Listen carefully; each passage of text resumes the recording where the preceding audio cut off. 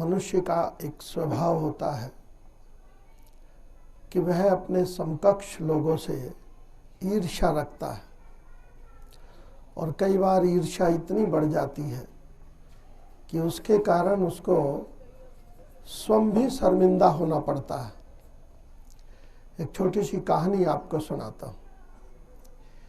एक बार एक श्रीमंत के यहाँ दो विद्वान पहुँचे।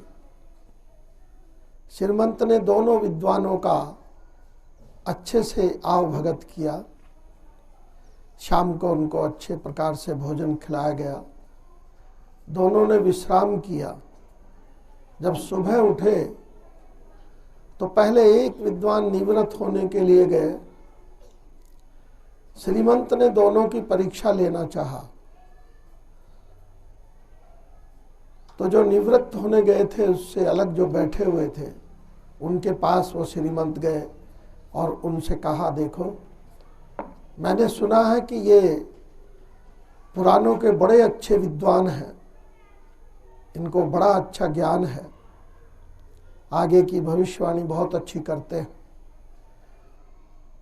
पहले विद्वान की प्रशंसा सुनकर उस विद्वान को बहुत बुरा लगा और उसने कहा कि बिल्कुल गलत है, ढोंग करता है, ये नीरा बैल है, बैल के समान है। वो विद्वान आ गए।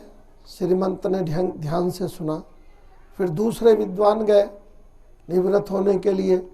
उसने पहले वाले विद्वान से कहा कि सुना है इनके बारे में चारों वेद कंठस्थ है, बड़े अच्छे विद्वान हैं, संस्कृत का बड़ा अच्छा ज्ञान है।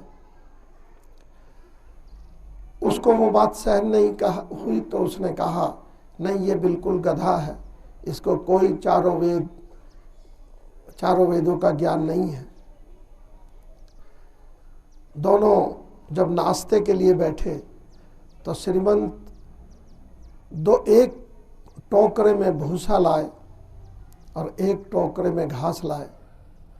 दोनों के सामने परोसा गया तो उन विद्वानों ने कहा, ये क्या है,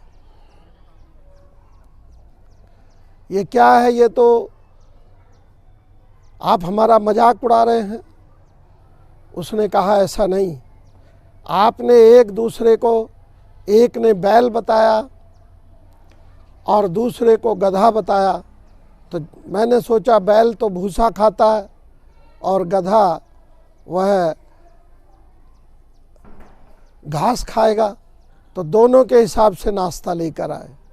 दोनों बड़े शर्मिंदा हुए।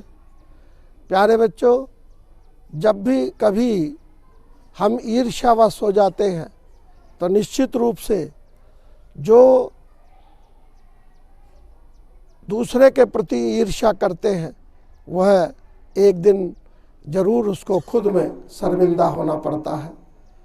तो हम सदैव ईर्ष्या से बचें, किसी के प्रति ईर्ष्या ना रखें, अपने आप को ही सुधारने का प्रयास करें।